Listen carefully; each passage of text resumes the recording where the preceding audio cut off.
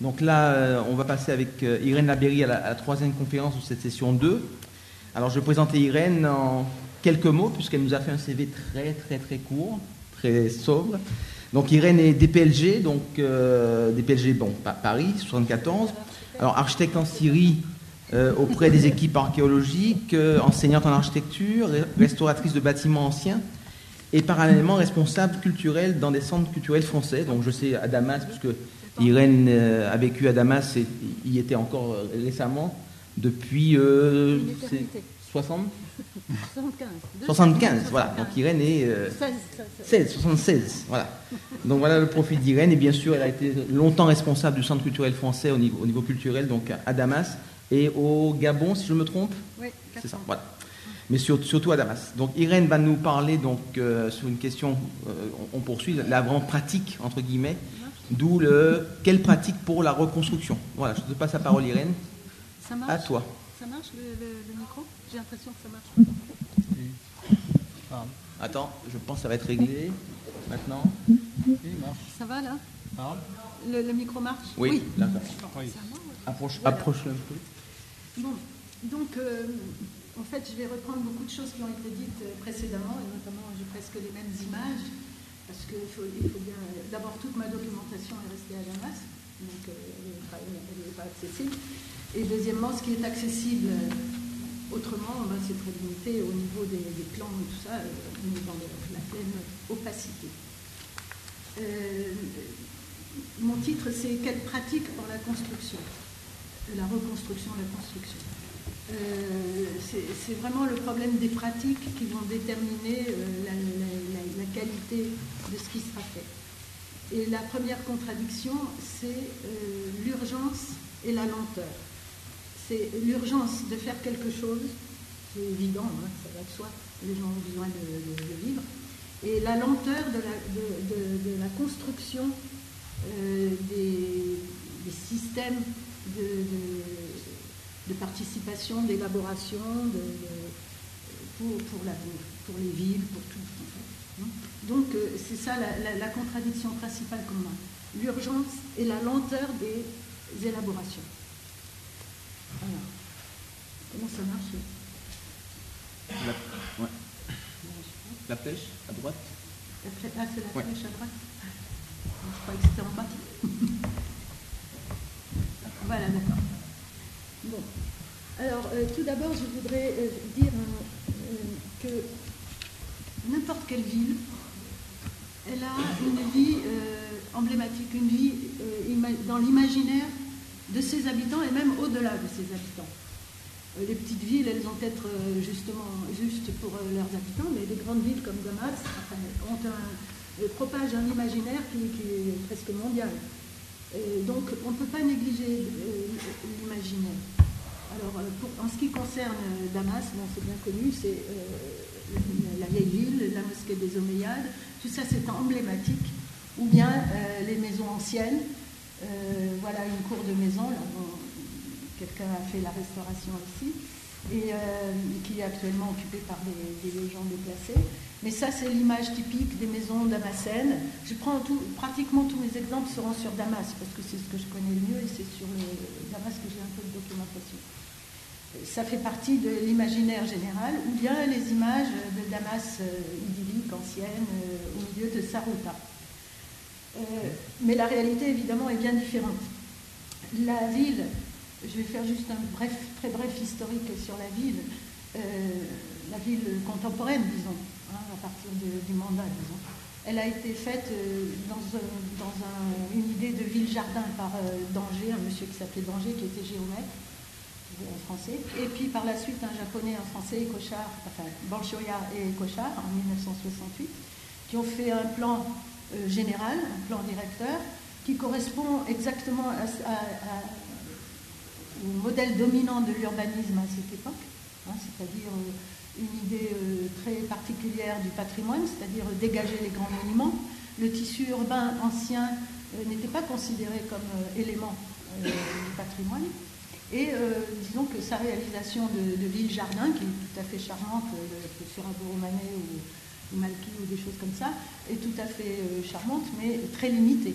De fait, Cette ville-jardin, déjà, comme on voit sur cette photo, où il y a entre deux immeubles qui normalement sont séparés par une zone verte entre eux et une zone verte entre eux et la rue, petit à petit c'est comblé et finalement il y a une densification par l'intérieur de la ville qui fait que ça devient plus urbain, entre guillemets, c'est-à-dire il y a plus de continuité, il y a plus de boutiques, il n'y en avait pas du tout prévu.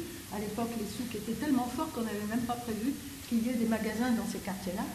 Donc, disons que ça se densifie. Les problèmes, la ville est extrêmement dense, il y a très peu d'espaces vacants. Ça, c'est une partie de la ville dont on a parlé tout à l'heure avec Valérie. C'est-à-dire c'est la ville qui commence à grimper sur la montagne. Derrière la montagne, c'est là qu'il y a tous les militaires qui tirent sur la ville. Mais sur les pentes de la montagne, il y a une partie qui est formelle, comme on dit, hein, et puis une partie informelle. La distinction est très faible. Hein, au niveau formel, la distinction est très faible, c'est les mêmes formes. Mais tout ça est très dense. Il n'y a pratiquement pas d'espace libre, d'espace vacant, d'espace réservé au public. Ça, ce sont parmi les choses informelles, c'est les parties qui sont sur la montagne, qui grimpent comme elles peuvent sur la montagne, des fois dans des zones très dangereuses parce qu'il y a des failles qui parfois bougent et ça peut s'effondrer. Ou bien comme ça c'est dans la partie sud de Damas, quand on va vers l'aéroport, on voit ça. C'est des blocs de bâtiments sans aucun interstice entre eux, qui sont limités par la parcelle agricole sur laquelle ça a été construit. Hein, c'est pour ça que c'est ric-rac. Hein, et ça, c'est les choses les plus communes à Damas. Bon, ça, c'est... Alors, donc, ça, c'est, disons, la ville de Damas. Hein, il y a l'image de la ville de Damas qui est connue dans le monde entier, la grande mosquée, les belles maisons et tout ça. Et ça, c'est une réalité concrète, mais très restreinte, et dans l'imaginaire des gens, et c'est à ça qu'on tient beaucoup partout. Et en même temps, la réalité, c'est ces densités excessives, ce manque d'espace public, des fois des difficultés constructives, hein, ça risque de s'écrouler. Et voilà, ça c'est l'état de la ville. Voilà, un exemple de densité. Ça, c'est la partie sud de la ville, entre un peu Palestine et un peu Yarmouk. C'est cette région qui est extrêmement peuplée. Hein. Ça se voit, hein, il n'y a pratiquement aucun espace libre. Il n'y a pratiquement aucun espace libre. Et voilà la même image que nous a montré Valérie. Avant destruction, c'est le quartier de Yalda contigu à Tadamon. On voit une mosquée ici, et puis c'est le même système, hein, vous voyez, avec toute cette densité. Et ça, c'est après destruction. Il reste la mosquée, tout ça c'est détruit, et ça c'est ponctuellement détruit. C'est sans doute là où c'est tombé par erreur, ou pas bien coordonné, on ne sait pas. On peut dire qu'il y a trois types de destruction dans ce conflit. Il y a le conflit direct entre des gens et des gens qui se battent, hein, ça c'est la chose classique. Il y a la répression, qu'on pourrait dire communautaire presque, par exemple quand on fait défection deux officiers de la garde républicaine, c'est toute leur famille qui a été massacrée par répression du sang. C'est-à-dire que quand quelqu'un a fait quelque chose qui ne convient pas, on élimine le village, le clan, la famille élargie, etc. Et il y a le troisième type de destruction qui est destruction, qu'on pourrait dire, urbanistique. Hein, ici, on peut se poser la question. Il est douteux que ce soit parce qu'il y a eu des combattants en masse ici, parce que les combattants, ils ne sont pas en régiment, ils sont des gens ponctuels, des petits groupes. On peut s'interroger, mais c'est difficile de donner une réponse certaine parce que les documents ne sont pas disponibles. Je ne sais pas comment, personnellement, je ne sais pas comment avoir les documents au jour le jour. Apparemment, pas grand monde peut les avoir. Et une destruction comme ça, elle a une signification. On n'a pas détruit ça, on a détruit que ça. Et puis la mosquée a été préservée, donc il y a une certaine précision dans cette destruction. C'est pas au hasard des bombes ou des bulldozers qui ont travaillé. Hein. Donc on peut se poser la question. Ça, c'est pas à Damas, c'est une destruction dans une petite ville. Et c'est là qu'on voit l'immensité de la destruction. Ce qui pose le problème de la table rase. Ce système de table rase qui est partiellement appliqué à certains quartiers ou à certaines régions ou à certaines villes, particulièrement dans la région de Homs, personnellement, moi je le rattache à quelque chose de totalement archaïque. On peut voir ça dans l'Antiquité, il y a eu des villes qui ont été rasées, on a trouvé en archéologie des villes rasées jusqu'au niveau des fondations. On se dit, mais qu'est-ce qui s'est passé là? Il n'y avait pas de tremblement de terre, il n'y avait pas de choses comme ça. C'est sans doute une répression, on fait table rase des gens qui ont perdu. Il y a un peu la même chose en Palestine, en Israël, quand à l'époque, maintenant ça semble un peu différent, mais à l'époque où l'armée israélienne détruisait les maisons des Palestiniens qu'ils estimaient coupables, selon eux. Donc on ne détruisait pas, on ne mettait pas seulement en prison le bonhomme, on détruisait la famille, la maison de la famille. J'ai vu, moi, dans les années 80, je ne sais plus très bien, c'était à Tel Mohamed Diab dans le nord-est, où nous fouillions sur un tel. Il y a eu un crime de droit commun, enfin qu'on pourrait dire de droit commun, un crime de type biblique où un éleveur a tué un cultivateur à cause parce que ses moutons mangeaient le blé, l'autre a protesté, enfin ils se sont disputés, bref, il y en a un qui a tué l'autre. La nuit même, tous les hommes du village de celui qui a tué, c'est-à-dire tous les hommes à partir de 15 ans, ont fui, sachant qu'il allait y avoir des représailles du village d'à côté. Il y a eu beaucoup de discussions, etc., sous l'égide de l'administration locale syrienne. Et finalement, le contrat qui a été passé sous l'égide de l'administration locale, c'est le village du coupable va être rasé. Tel jour, à telle heure, au coucher du soleil, il faut qu'il n'y ait plus personne. Et nous, on était sur le tel, complètement ahuris, à regarder ce qui se passait. Le jour venu, il n'y avait plus d'hommes, toutes les femmes pleuraient, embarquées, ils ont loué les tracteurs de toute la région. Ils ont entassé sur les tracteurs tous les habits, les poules, les casseroles, les matelas et les poutres. C'était le village en terre, les poutres des maisons, et ils sont partis. Et au coucher du soleil, sont arrivés les gens du village d'à côté, qui était celui de la victime, et ils ont arasé les maisons jusqu'aux fondations, comblé les puits et arraché les arbres. C'est quelque chose d'archaïque. C'est la même chose qu'on voit, sauf qu'avec des moyens modernes, c'est bien plus terrible. Et c'est de ce type-là. Moi, j'interprète ça comme ça, cette histoire de table rase, parce que c'est totalement extraordinaire qu'on fasse des spectacles comme ça, des paysages comme ça. Personnellement, je le comprends comme ça. Or, c'est en ce sens-là que je pense que le régime en place est donc de type communautaire, puisqu'il agit dans ce sens-là.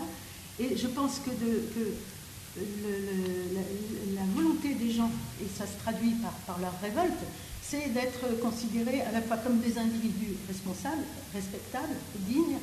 Et donc, dans ce sens-là, ils souhaitent entrer dans la vie, dans la modernité, même si ce n'est pas totalement conscient chez beaucoup de gens. C'est ce besoin d'être reconnu.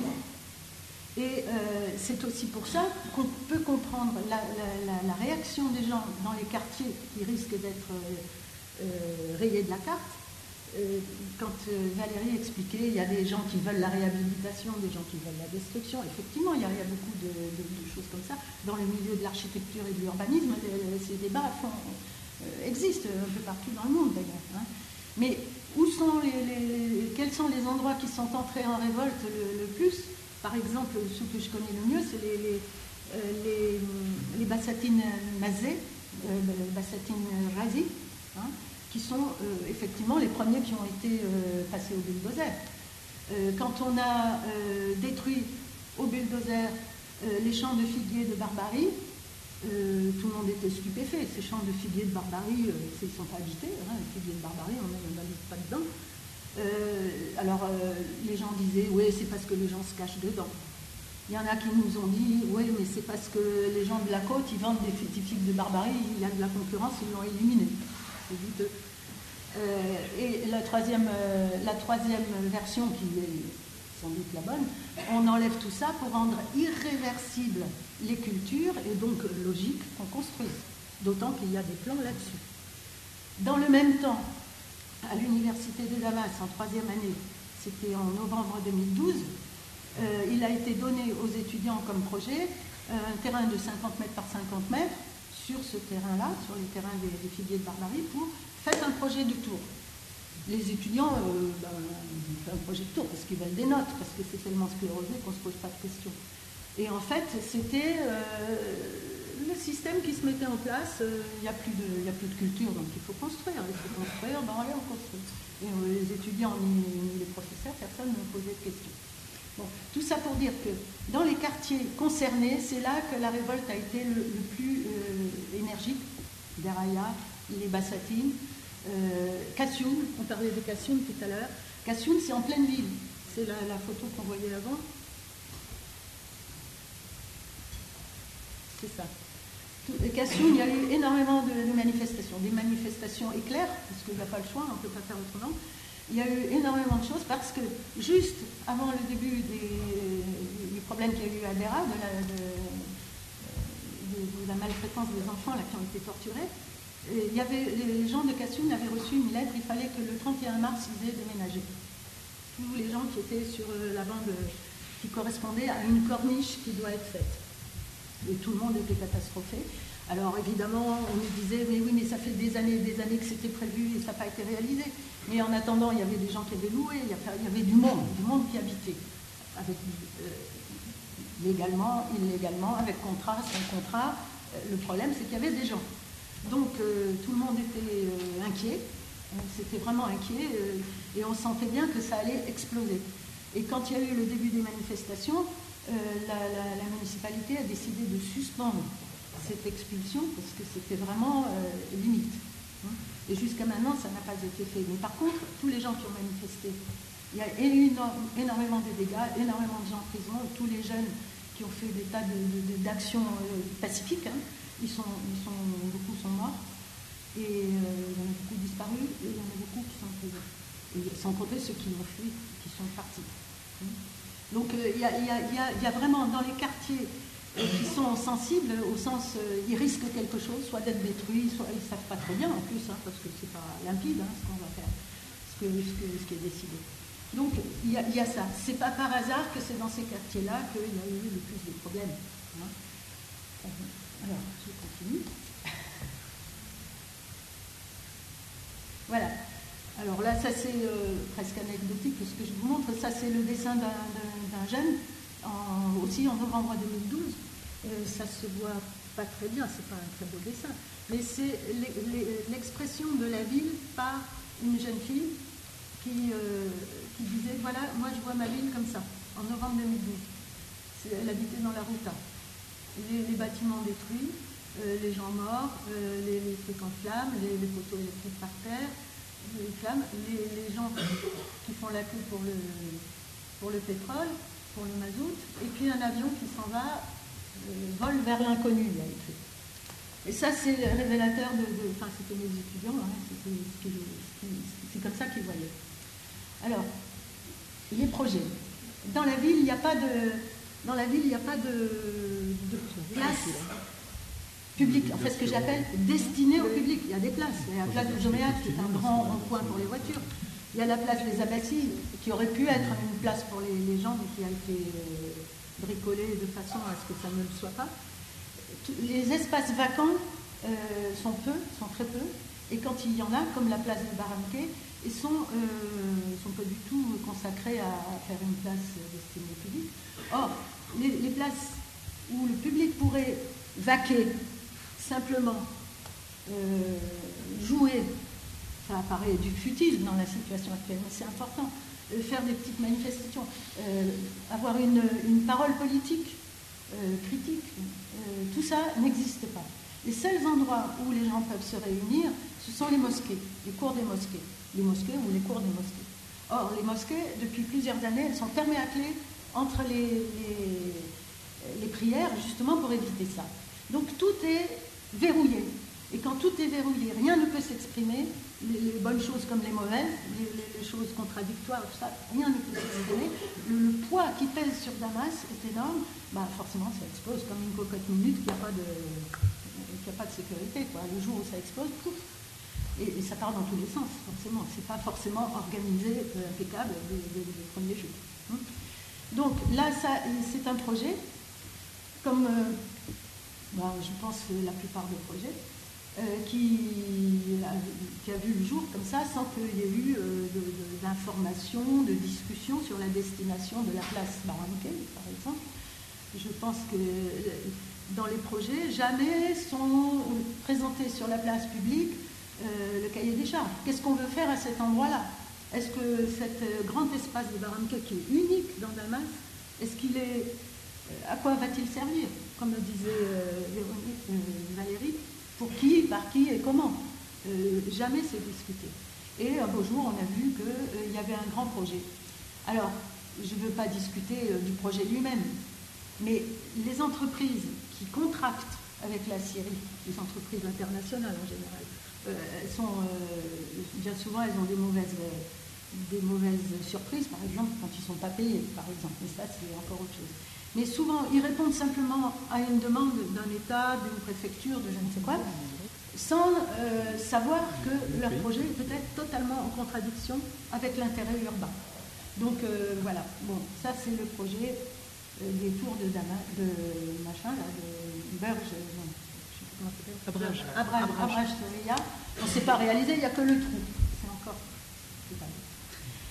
Je vais vous parler d'un exemple, avant de passer à la banlieue, d'un exemple, la vallée du Barada. La vallée du Barada. Le Barada fait partie de l'emblème, de l'image de Damas. L'eau du Barada, qu'on appelle figée, parce que la source, c'est figé, jusque sur l'Euphrate, l'eau du robinet, on l'appelle l'eau de figée, alors que la source, elle est à Damas. Et c'est le prestige de l'eau du Barada est très grand. Sans le Barada, il n'y a pas Damas, et sans le Barada, il n'y a pas la Ruta. Il y a toute une imagerie. C'était le lieu où les gens se promenaient, s'asseyaient, les cafés au bord du Barada, jusqu'à maintenant ça existe, bien que ça soit très dégradé. C'est une imagerie. Ils y allaient ou ils n'y allaient pas, les gens, mais ils savaient que c'était pour eux, c'était possible. Voilà une image du Barada un petit peu arrangée, sans doute au début de la photographie, à côté de Teké Slimanié, où voilà une autre photo. Et ce Barada, qui est un waqf, tous les bordures du Barada, ce sont des waqfs, et donc on pouvait imaginer que c'était protégé.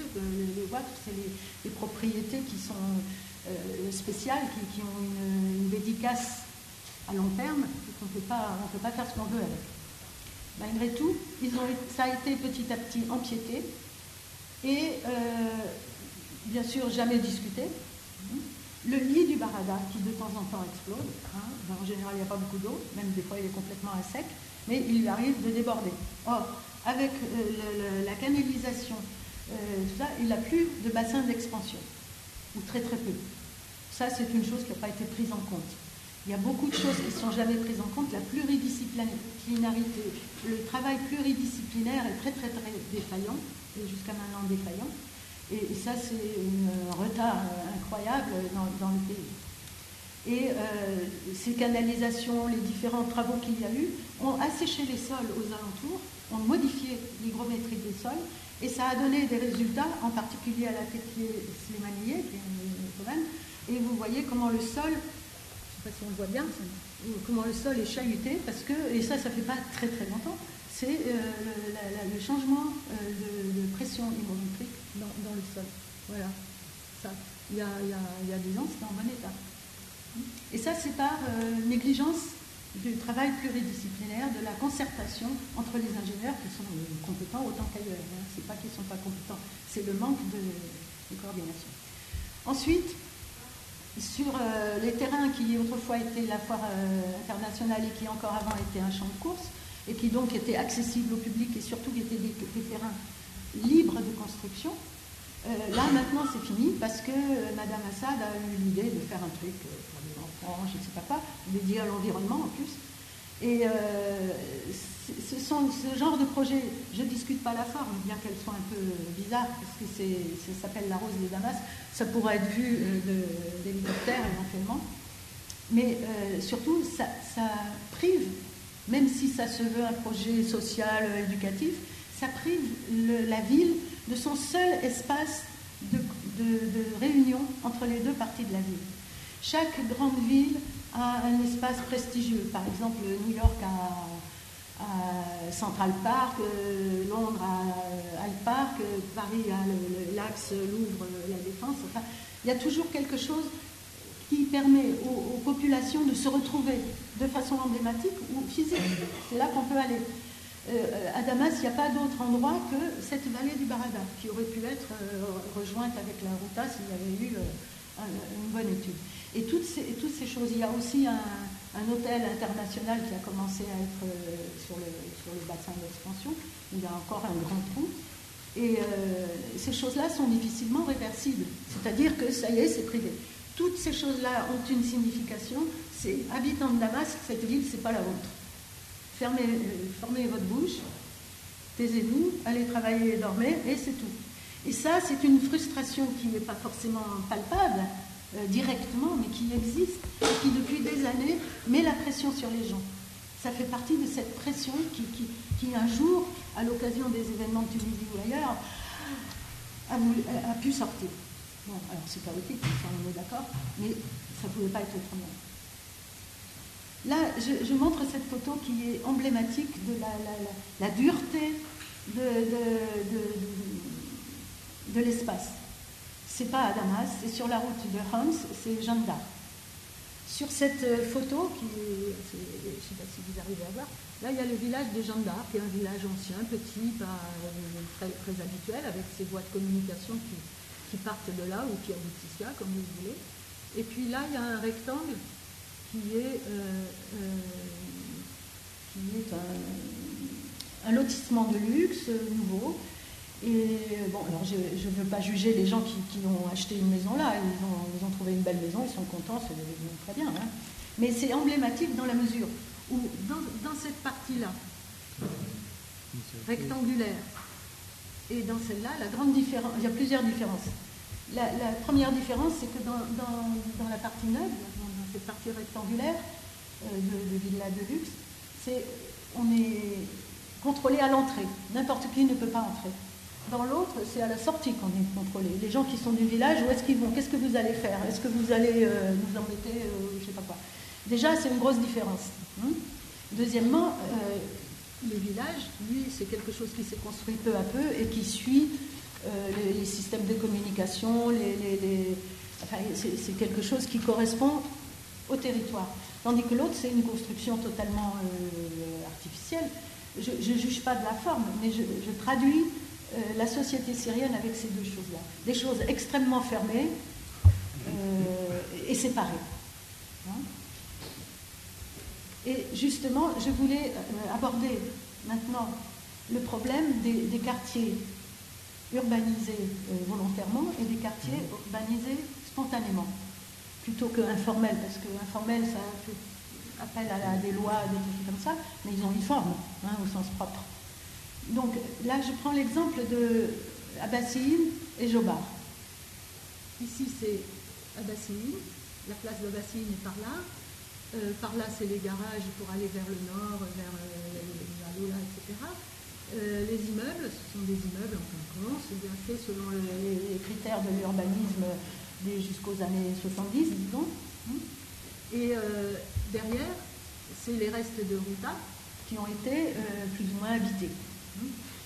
Du côté de la Ruta, les habitations, elles se sont construites sur les parcelles cultivées.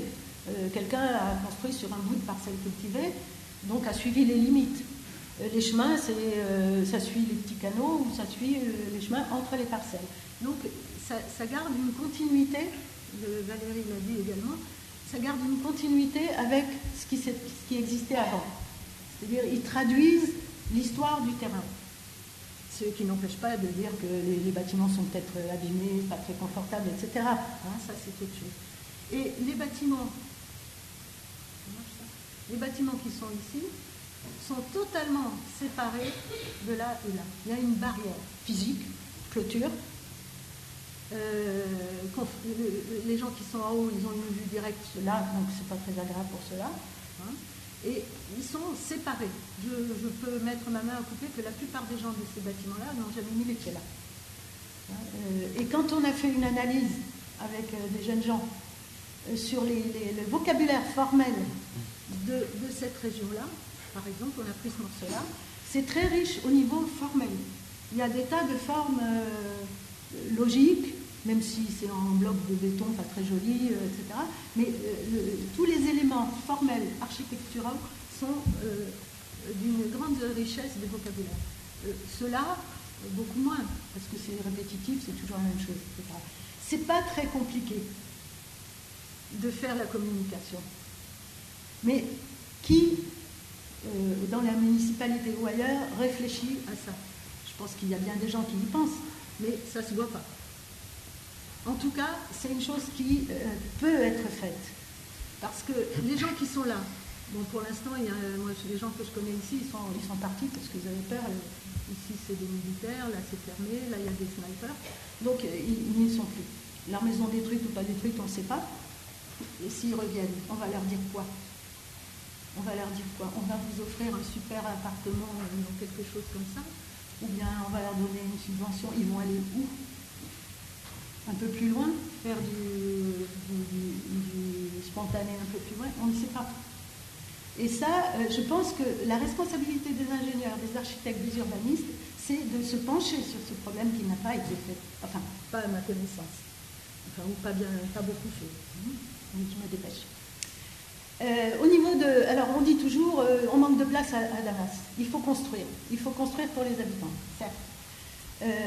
Où la Ruta. Tout à l'heure, ce matin, M. Diat a bien parlé des patrimoines territoriaux. La Ruta est un parti... Les Rutas, à Homs ou à Damas, sont des territoires qu'on peut considérer comme patrimoniaux. Hein. La Ruta est une zone agricole, irriguée, grâce au Barada, qui sert de réserve de proximité maraîchère pour la ville. Et si les gens mangent actuellement à Damas, c'est à cause de ça. Et qu'est-ce qu'on en fait? On considère que c'est foutu, qu'il y a trop de petites maisons et tout ça, c'est pas la peine, elles sont pas belles, on les enlève. Et on transforme la Ruta en bâtiment, en zone de résidence. C'est une tentative qui avait été faite à Homs avec la Ruta de Homs. Il y a eu un grand projet de faire des grandes tours de bâtiments luxueux dans la Ruta de Homs. L'idée de la municipalité à l'époque, il y a déjà avant la révolte, c'est d'éliminer la culture. Première des choses, enlever les vaches. Les vaches, ça fait du bruit, ça ne sent pas bon. On enlève les vaches. Bien sûr, les gens ne voulaient pas enlever leurs vaches, ils vivent de ça. Donc l'armée est venue et a enlevé les vaches. Est-ce que les a tués? C'est pas sûr. Peut-être qu'un colonel a ouvert une entreprise de lait quelque part. En tout cas, ça a été fait manu militari. Bon, jusqu'à maintenant, ils n'ont pas réalisé ça. Il y a une résistance, une résistance forte. Et au niveau de la densité, quand on nous dit la densité des maisons dans la Ruta rend la Ruta irrécupérable. Est-ce qu'on a bien regardé ça? Je pose la question. Ça, c'est une banlieue chic, c'est Yafou, qui est dans le nord de Damas, et qui a des parcelles divisées avec des villas très... Il y a beaucoup d'ambassades, il y a beaucoup de choses comme ça. Et ça, c'est les bassatines de Mazet, celles qui vont être détruites pour être remplacées par le plan que nous a montré Valérie tout à l'heure. Si on regarde attentivement les deux, là, je les ai mises en parallèle, c'est à peu près la même densité de bâtiments, ni plus ni moins. Sauf que les maisons des bassatines sont en général plus petites, chacune, que les maisons de Yafour. Mais au total, On voit bien, les deux plans sont à la même échelle exactement, on voit bien que c'est la même densité, sauf qu'il y a un traitement différent dans la ruta et là-bas. Les gens de Yafour, ils sont tranquilles, jamais personne ne va les raser sous prétexte qu'il faut faire des tours à la place. Là, c'est une autre attitude. Vous aurez compris que je ne suis pas tout à fait d'accord avec le plan d'urbanisme qui est prévu là, où rien prouve que la verdure sera préservée. Enfin, c'est tout à fait... on ne voit pas bien, je vais passer vite, donc ça fait la ruta. Et voilà. Voilà ce que je voulais dire.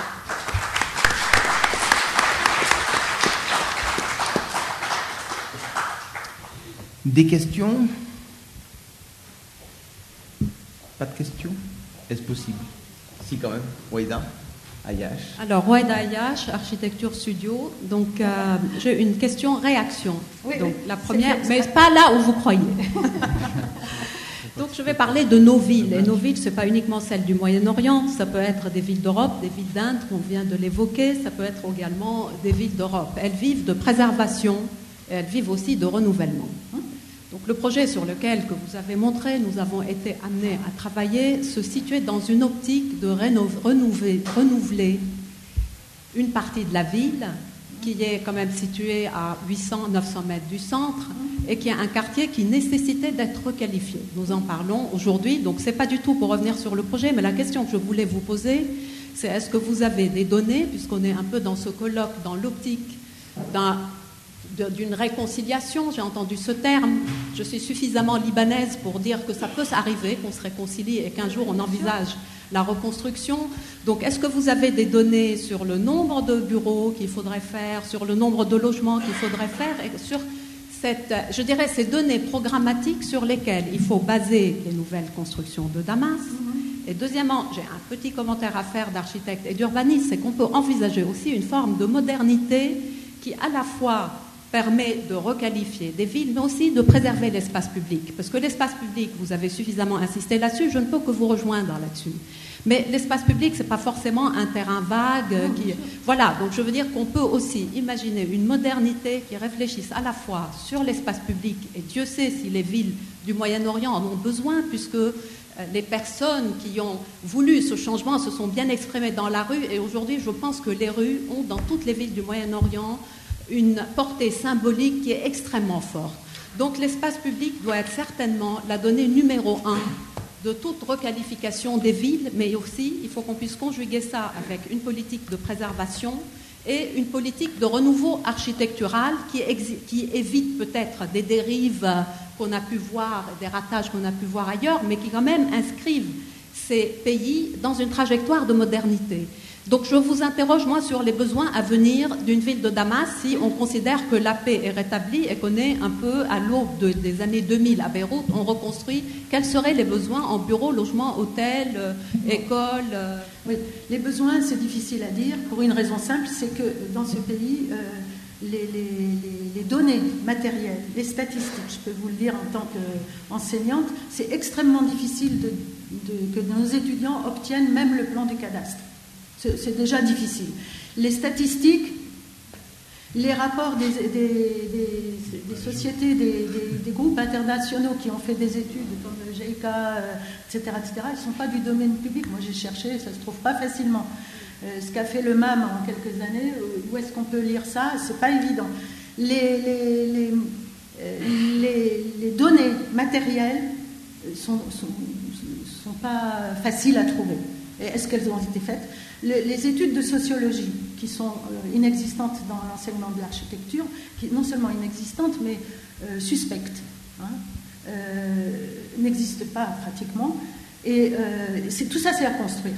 Tout ça, c'est à construire. Or, comment construire tout ça? Ça demande un changement, ça c'est clair. On peut pas... Il y a beaucoup de gens qui sont prêts à ce travail-là, dans les syndicats, dans les bureaux d'architectes, même dans la municipalité. Il y a beaucoup de gens qui veulent tout ça, et ils sont coincés. En août 2012 est arrivé un décret présidentiel, le numéro 66, qui a dit, ça y est, là, on nettoie les bassatines de Mazé, Kafersoussé, Kanawat, etc. Voilà, ça y est. Les gens du bureau d'urbanisme ne savaient pas que ce décret allait arriver. C'est pour dire à quel point on est dans une situation bloquée. Il faut construire les données, il faut construire les statistiques, il faut les rendre publiques et transparentes.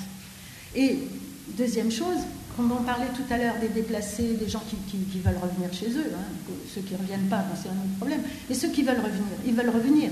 Est-ce qu'on va faire comme dans les camps où ils sont à l'extérieur, où ils sont sujets dans ces camps-là, ils ne sont pas partie prenante de l'organisation de leur vie, ils sont sujets, on leur donne à manger, on les loge, etc. Quand ils vont revenir, à mon avis, et on en a discuté avec des tas de gens, il faut que ces gens-là soient impliqués dans le retour, dans la reconstruction ou dans le rétablissement de leur logement. C'est eux qui, dans l'urgence et dans la nécessité d'être partie prenante, vont nous aider à construire le système plus démocratique de participation dans la ville. Parce que sans participation à l'élaboration de la ville, il faut trouver les moyens, la manière, le système réglementaire. Et eux, par l'urgence de leur situation, vont aider à construire ces choses-là qui, d'habitude, se font très lentement. C'est dans ce sens-là que je dis que la contradiction entre la lenteur et l'urgence, c'est l'urgence des déplacés qui ont besoin, ou des autres gens qui ont besoin de manger, qui ont besoin de travailler, etc. Quand, une fois qu'on aura réglé le problème du blocage par le régime, pourront aider à avancer moins lentement dans la construction citoyenne. Et c'est ça. Alors, dire combien de bureaux, combien d'écoles, etc. Non, je posais la question parce que le problème auquel j'espère que vous aurez à faire face et que nous aurons à faire face, c'est-à-dire dans une série réconciliée en paix, ça va être les investisseurs. Et les investisseurs, je l'ai vu à Beyrouth, ils vont arriver. Oui, tout à fait. S'il n'y a pas déjà quelque chose qui définisse clairement un plan directeur d'aménagement et quelles sont les conditions de cet investissement, vous allez avoir un éclatement en intérêt privé. En fait. Voilà, tout à fait. Voilà. Je suis tout à fait d'accord avec ça. Il me semble qu'un préalable indispensable, si on veut envisager une suite plus favorable, c'est qu'il y ait une sorte de prévision de comment on va accueillir des investisseurs séoudiens, koweïtiens. Alors, je suis tout à fait d'accord. Parce qu'on est d'accord, il va y avoir, j'imagine, la Syrie ayant un potentiel touristique certain, ayant un potentiel économique certain, il me semble qu'une bonne politique urbaine, ça serait d'avoir une sorte de prévision. D'abord des besoins, parce que ce pays avait des besoins, il manquait beaucoup de structures, de bureaux, parce qu'il se préparait quand même à une croissance économique, et on peut espérer qu'il y aura une croissance économique après cette guerre. Donc il faut arriver à canaliser l'investissement, parce que ce n'est pas forcément une manne, je veux dire, ça peut aussi défigurer. C'est très important, ça, c'est ce que je voulais dire, mais j'avais abrégé la bout du temps. Oui. Il est évident qu'un certain nombre de compagnies, de sociétés, de groupes, que j'appelle prédateurs, qui sont déjà prêts, qui étaient déjà là, et qui, sortis par la porte, ils rentreront par la fenêtre, ça c'est clair, et d'autres aussi. Ça demande une vigilance. Une vigilance des personnes qui travaillent à l'intérieur, et il y en a beaucoup, y compris à l'extérieur. Les gens qui sont responsables à l'étranger peuvent aider à cette vigilance. Deuxièmement, je pense qu'il faut d'abord résoudre les grandes questions. Qu'est-ce qu'on veut faire de la Routa? On ne va pas donner un morceau de Routa à tel bonhomme parce qu'il a plus d'argent qu'un autre. Donc il faut que d'abord la question soit résolue par les parties prenantes. Or ça demande, je pense que ça existe, les organisations des professionnels à l'intérieur, des fonctionnaires, des municipalités, tout ça, tous ces gens s'agitent là-dessus. Bon, ça n'apparaît pas parce que, comment voulez-vous, à l'heure actuelle, dire, à Damas, il y a une chape de plomb, chacun a peur de son voisin, il ne faut pas allumer telle télévision parce qu'on risque de nous dénoncer, des choses comme ça. Donc Damas, pour le moment, est bloqué. Mais ça ne veut pas dire que les gens ne travaillent pas. Les gens élaborent, les gens travaillent, et puis ailleurs, dans les autres villes. C'est évident, il y a des investisseurs qui sont les bienvenus, à condition qu'ils se plient aux cahiers des charges qui seront faits. Et les cahiers des charges, comment les fait-on? Ce n'est pas quelque chose de secret qui un jour apparaît, on ne sait pas comment. Non, ça c'est difficile, mais c'est faisable. Et ça, c'est tout le monde qui peut aider. Les expériences qui ont été faites au Liban, les expériences à Haïti, qui ont eu une catastrophe qui est comparable à l'armée syrienne, les choses comme ça doivent être analysées, compilées, critiquées, pour que des erreurs qui ont été faites ou des pièges dans lesquels les autres sont tombés, on essaye de les éviter. Mais le fond du problème, effectivement, c'est tout à fait réel. tout à fait réel. Merci Irène, merci beaucoup. Bon, je me permets parce qu'il y a encore un conférencier.